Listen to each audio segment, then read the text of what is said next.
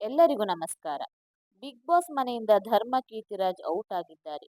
8 ವಾರಗಳ ಏಳು ಬೀಳಿನ ಅವರ ಜರ್ನಿಯನ್ನು ತಿರುಗಿ ನೋಡಿದರೆ ಅಲ್ಲೊಂದು ನಿಷ್ಕಲ್ಮಶ ಮನಸ್ಸಿನ ವ್ಯಕ್ತಿತ್ವವೊಂದು ಕಾಣುತ್ತದೆ.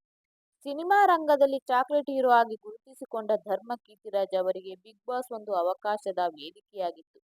ಪ್ರತಿಸ್ಪರ್ಧಿಗಳ ಹಾಗೆ ತಾನು ಬಿಗ್ ಬಾಸ್ ಮನೆಯಲ್ಲಿ ಚೆನ್ನಾಗಿ ಆಡಿ ಟ್ರೋಫಿ ಗೆಲ್ಲಬೇಕೆನ್ನುವ ಕನಸಿನೊಂದಿಗೆ ಧರ್ಮ ಹೋಗಿದ್ದರು.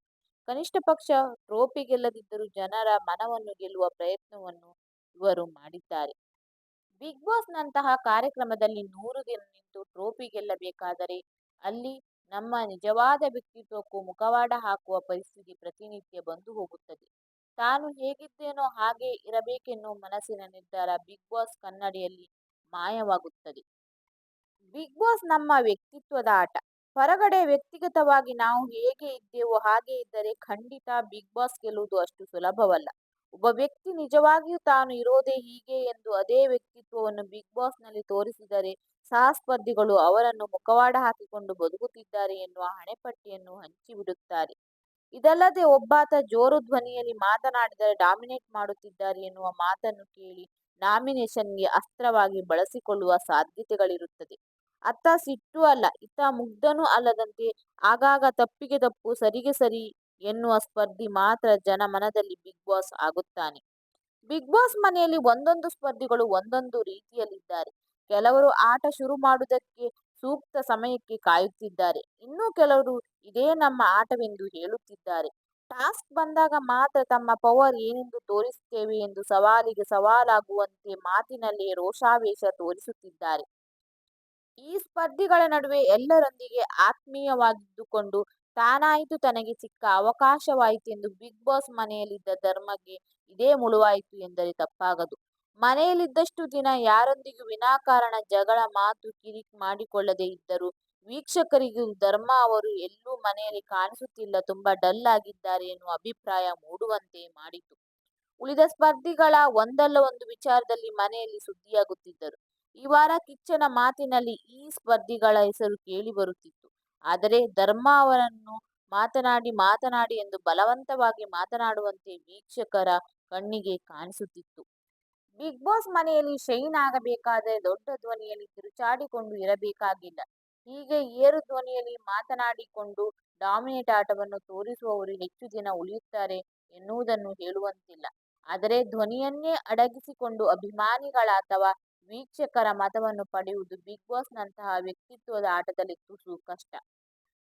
ಧರ್ಮ ಅವರ ಬಿಗ್ ಬಾಸ್ ಜರ್ನಿ ಮುಕ್ತಾಯಕ್ಕೆ ಈ ಅಂಶವು ಒಂದು ಕಾರಣವೆಂದು ಹೇಳಬಹುದು. ಟಾಸ್ಕ್ ಆಡಲು ಸಿಕ್ಕ ಅವಕಾಶವನ್ನು ಬಳಸಿಕೊಂಡಿದ್ದಾರೆ. ಆದರೆ ಅಲ್ಲಿ ವೈಯಕ್ತಿಕವಾಗಿ ಗೆದ್ದು ತೋರಿಸುತ್ತೇನೆ ಎನ್ನುವ ಶಕ್ತಿ ಎದ್ದು ಕಾಣಲಿಲ್ಲ. ಬಿಗ್ ಬಾಸ್ನಲ್ಲಿ ಆಟಕ್ಕೆ ಶಕ್ತಿಯೂ ಬೇಕು, ಯುಕ್ತಿಯೂ ಬೇಕು. ಧರ್ಮ ಅವರು ಈ ಎರಡರಲ್ಲಿ ಒಂದನ್ನು ಬಳಸಿಕೊಂಡಿದ್ದರು ಇಂದು ಅವರು ಬಿಗ್ ಬಾಸ್ ಮನೆಯಲ್ಲಿ ಉಳಿಯುತ್ತಿದ್ದರೇನು. ಧರ್ಮ ಕೀರ್ತಿರಾಜ್ ಎಂದರೆ ಬಿಗ್ ಬಾಸ್ ಮನೆ ಮಂದಿಗೆ ನಗುಮುಖವೊಂದು ನೆನಪಿಗೆ ಬರುತ್ತದೆ. ಯಾರು ಏನೇ ಹೇಳಲಿ ಅಥವಾ ವಾದಿಸಲಿ ಅದನ್ನು ಧರ್ಮ ಒಂದು ಸಣ್ಣ ನಗುವಿನಿಂದಲೇ ಪ್ರತಿಕ್ರಿಯಿಸಿ ಉತ್ತರಿಸುತ್ತಿದ್ದರು. ಮನೆಯಿಂದ ಆಚೆ ಬಂದ ಬಳಿಕ ನಿಷ್ಕಲ್ಮಶ ಮನಸ್ಸಿನ ಧರ್ಮನನ್ನು ನೆಂದು ಮನೆ ಮಂದಿಗೆ ಕಣ್ಣೀರು ಹಾಕಿರುವುದು ಅವರ ವ್ಯಕ್ತಿತ್ವಕ್ಕೆ ಸಿಕ್ಕ ಗೆಲುವು. ಇನ್ನು ಬಿಗ್ ಬಾಸ್ ಮನೆ ಇದೀಗ ಬಿಗ್ ಬಾಸ್ ಸಾಮ್ರಾಜ್ಯವಾಗಿ ಬದಲಾಗಿದೆ. ಸಾಮ್ರಾಜ್ಯದಲ್ಲಿ ಉಗ್ರಂ ಮಂಜು ಅವರ ಉಗ್ರಾವತಾರ ದರ್ಬಾರ್ ಶುರುವಾಗಿದೆ. ಪರಿಣಾಮ ಸಾಮ್ರಾಜ್ಯದ ಪ್ರಜೆಗಳೆಲ್ಲರೂ ಕಕ್ಕಾಬಿಕ್ಕಿಯಾಗಿದ್ದಾರೆ. ಹೌದು, ಬಿಗ್ ಬಾಸ್ ಮನೆಯಲ್ಲಿ ಹೊಸ ಆಟ ಶುರುವಾಗಿದೆ. ಈ ವಾರ ಕ್ಯಾಪ್ಟನ್ ಆಗಿರುವ ಮಂಜು ಬಿಗ್ ಬಾಸ್ ಸಾಮ್ರಾಜ್ಯ ರಾಜ್ಯ ಎಂದು ಘೋಷಣೆಯಾಗಿದೆ. ಅಂತೆಯೇ ರಾಜ ಮಂಜು ರಾಜಾಡಳಿತ ಮಾಡುತ್ತಿದ್ದಾರೆ. ತಪ್ಪು ಮಾಡಿದವರಿಗೆ ಕಠಿಣ ಶಿಕ್ಷೆ ಆಗುತ್ತಿದೆ. ಪ್ರಜೆಗಳೆಲ್ಲರೂ ಜೋರಾಗಿ ಉಸಿರಾಡುವುದಕ್ಕೂ ಭಯಪಡುತ್ತಿದ್ದಾರೆ.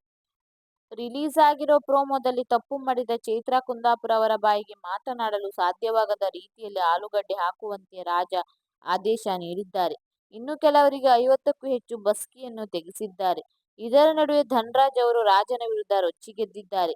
ಎಂದಿನಂತೆ ಆಪ್ತ ಗೆಳೆಯ ಹನುಮಂತನ ಬಳಿ ಗಾರ್ಡನ್ ಏರಿಯಾಗೆ ಬಂದು ರಾಜನ ವಿರುದ್ಧ ವಸರತ್ತು ಮಾಡಿದ್ದಾರೆ.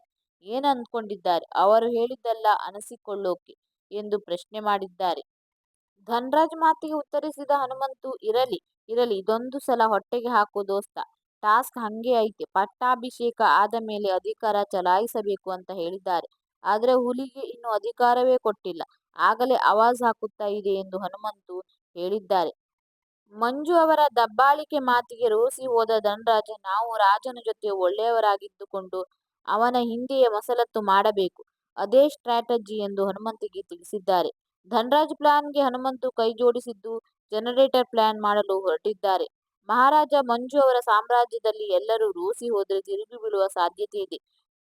ಬಿಗ್ ಬಾಸ್ ಮನೆಯಲ್ಲಿ ಚಿಕ್ಕ ಚಿಕ್ಕ ಮಕ್ಕಳು ಅಂತಿರೋ ಹನುಮಂತ, ಧನ್ರಾಜ್ ತಿರುಗಿ ಬಿದ್ದಿರುವಾಗ ಉಳಿದವರು ಅಖಾಡಕ್ಕೆ ಇಳಿದು ಆರ್ಭಟಿಸಿದರೂ ಅಚ್ಚರಿಯಿಲ್ಲ.